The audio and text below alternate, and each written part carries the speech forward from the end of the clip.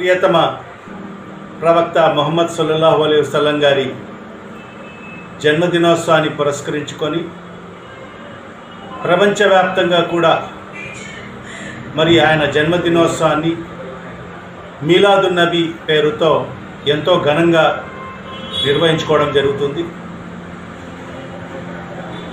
మరి మన ప్రవక్త గారు ఆయన ఆ భగవంతుడు ఆయనకు ఈ భూమిపైకి పంపించడం జరిగింది. మరి ఆయన ప్రవక్త యావత్ మానవాళికి ప్రవక్తగా రావడం జరిగింది. కేవలం ముస్లింలకే కాకుండా యావత్ మానవాళికి ఆయన ప్రవక్తగా రావడం జరిగింది.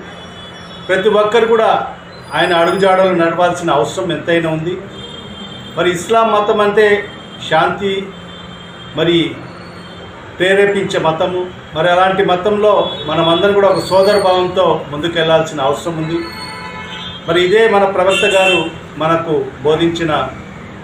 బోధించడం జరిగింది. అందుకు ఆయనకు ఆదర్శంగా తీసుకొని మనమందరం కూడా ముందుకెళ్లాల్సిన అవసరం ఉంది.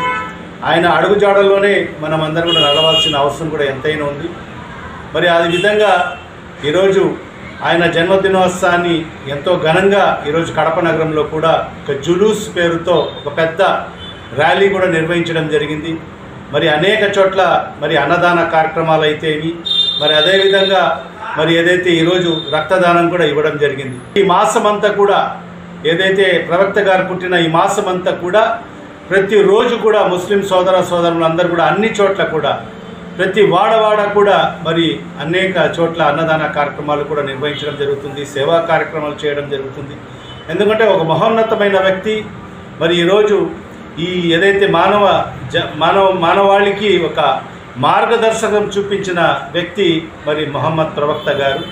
మరి అలాంటి ఏదైతే జన్మదినోత్సవాన్ని పురస్కరించుకొని మరి ఈరోజు ప్రపంచవ్యాప్తంగా కూడా మరి శాంతి ప్రబలే విధంగా మనమందరం కూడా కృషి చేయాల్సిన అవసరం కూడా ఎంతైనా ఉంది. ఆయన అడుగుజాడలు నడవాల్సిన అవసరం ఎంతైనా ఉంది. మరొక్కసారి మరి ఈరోజు మీలాదున్ నబీ శుభాకాంక్షలు మరి రాష్ట్ర ప్రజలకి తెలియజేసుకుంటున్నాం.